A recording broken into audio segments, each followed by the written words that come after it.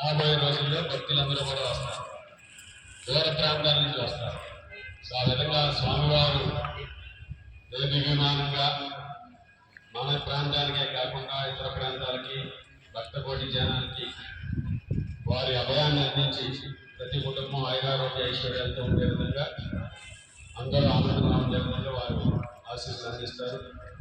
అటువంటి సంకల్పం ఈరోజు అటువంటి సంకల్పం చేసిన తర్వాత ఈరోజు ప్రతిష్టా కార్యక్రమంలో కూడా మనం హోమంలో పూర్తి చేసుకుని ఆశీర్వచనాలు ఇచ్చే సమయంలో వరుణ్ దేవి కూడా అందరినీ కూడా ఆశీస్సులు అందించి శుద్ధి చేశారు మన గ్రామాన్ని అంతా కూడా.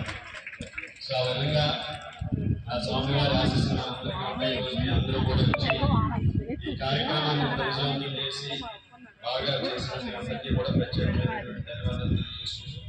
అలాగే ఈరోజు మన హిందూ ధర్మ పరిరక్షణ సేవా సమితి గొడవలి నాగభూషణ్ గారు, అదేవిధంగా సత్యనారాయణ గారు, సమర్శత ఫౌండేషన్ వీరందరూ కూడా కలిసి హనుమాన్ చాలీస పారాయణాన్ని కూడా 504 మంది చిన్నారులతో భక్తులతో ఈ కార్యక్రమాన్ని ఏర్పాటు చేసి దీనికి మరింత శోభను చేకూర్చారు.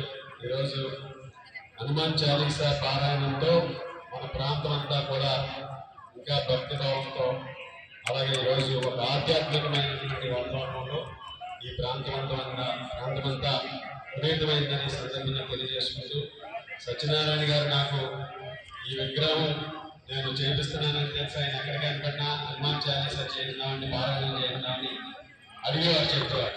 అంటే నాకు పెద్దగా నేను ఎక్కువ ఇదివరకు ఇటువంటి పారాయణాల్లో ఎప్పుడు నేను పాల్గొనకపోవడం, నాకు దాని మీద పూర్తి అవగాహన లేదు అప్పుడు ఆయన చెప్పినప్పుడు. కానీ ఆయన తప్పనిసరిగా చేద్దామని చెప్పాను ఆ రోజు ఆయన చెప్తే. అంటే ఆ దేవుడే పంపి ఇటువంటి నేను కార్యాన్ని చేయలేను అని నా దగ్గర పంపాడు అనుకుని చేస్తాను తప్పనిసరిగా అని మొన్న మనం ప్రతిష్ట ముహూర్తం ఖరారైన తర్వాత ఆయనకి నేనే ఫోన్ చేసి, మీరు ఆ రోజు అడిగారు నన్ను 2-3 సార్లు.